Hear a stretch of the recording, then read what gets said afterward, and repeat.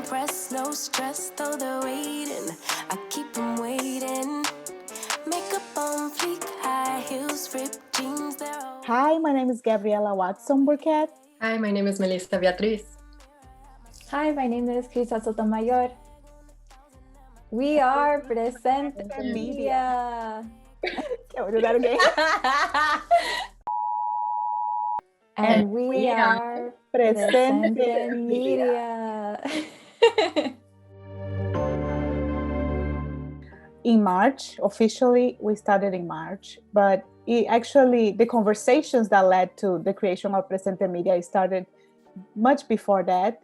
You know, I'm an independent filmmaker, such as Kristal and Melissa. And when the pandemic hit, we just realized, and there was this greater necessity to provide information for our community. And the name of the organization actually came out because it's a popular rally cry in Latin America, and it means we are here. You know, estamos presente. We really thought it was important to have this social justice perspective, but we thought we could especially play that role in having cinematic documentaries in investigative journalism form to talk about these issues. Building off of what they were saying, we really wanted to cover, for example, artists, essential workers, immigrants, restaurant workers, a lot of folks who weren't necessarily being covered in some of the mainstream media.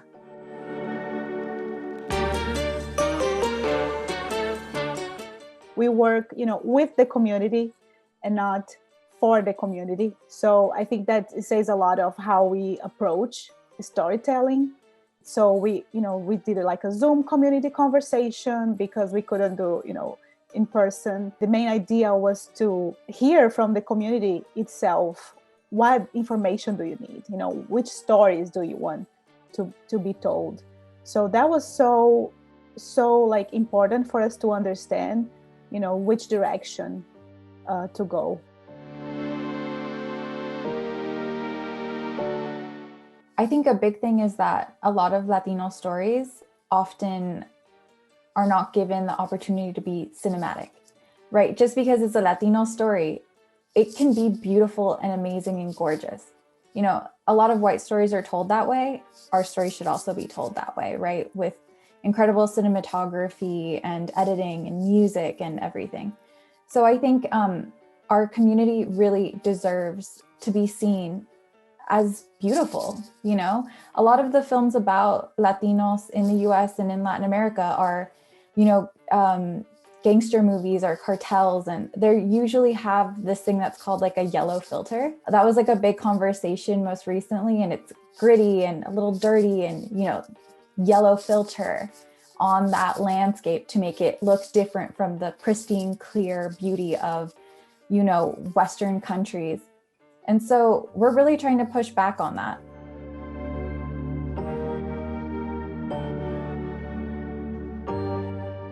It's a deep question. I think partly we have to start from the place that in the context of the US specifically, mainstream media has just historically excluded Latinx communities, if not misrepresented. And then that has implications for like policy making, educational outcomes, economic opportunity. So I'm not sure if I'm fully answering your question. But I think just starting off by talking about that context and just saying it's real is helpful to start off. Latinidad is not being represented in the most real way because we're not there yet. The number of Latinas writing or in, important decision-making positions, it's very, very, little. So how can we be represented in a way when we're not part of the conversation? I would also add that in this country, the way that we see Latinidad is very different than it's seen in Latin America. In the US, it's kind of seen as like a race, and in Latin America, it's seen as an ethnicity. And so in creating this kind of Latinx idea of a race in the US, it's a way of further othering us and further dividing people of color. when really we're a vast intersection of other identities and genders and so many other things. So I think that's also part of a very calculated political measure to keep us, excluded continually to this day.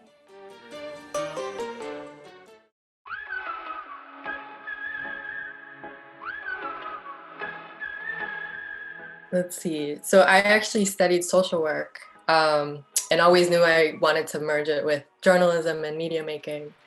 And so in that space, learning from both like social justice organizations and some of my professors, they really helped me see what could be possible, even if I was paving my own path. Peer mentors have also been really important. Even this collective, us trying to encourage each other to work on our own projects. And most of my mentors, I think like all of us, have been Latinx, Black, people of color. So it's really been about helping each other. So I started to think about being a filmmaker because of films that I saw representation of Black people in a good light. So my first thought was, I want to do that. I want to make people feel, represented in a powerful way. I want to know that my history is there. I want them to know that, we're not neglected. We're not just poor and ugly. So that was my main motivation to become a filmmaker. My mentors have been mostly women of color, and that I'm so thankful for everything that they've done for me. And that's part of the reason why I became part of this collective as well, was because we wanted to create a space where other young emerging Latinx filmmakers could also get a start, could also get some mentorship from us. Part of the work that we do is not only about telling the stories, but also making sure that there's a space and a way for the next generations and for the next storytellers after us to come up as well. I just have to say that like women of color have done so much to help me, and I want to be there for the next generation of women of color,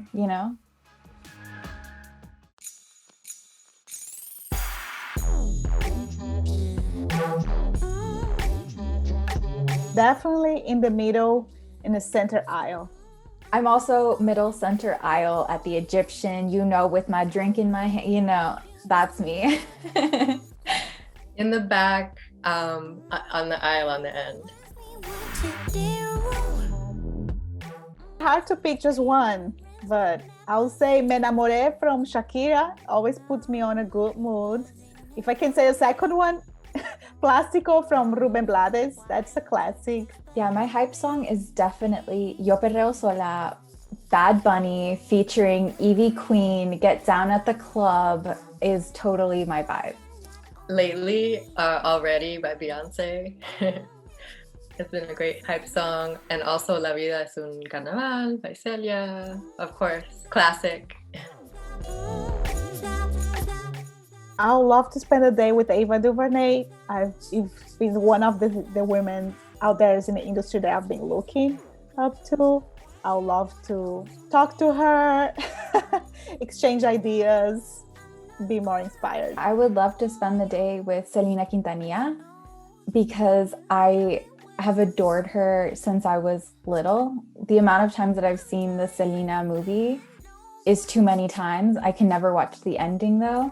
But I own like a Selena blanket, a Selena sweater. Like I'm one of the crazy Selena fans.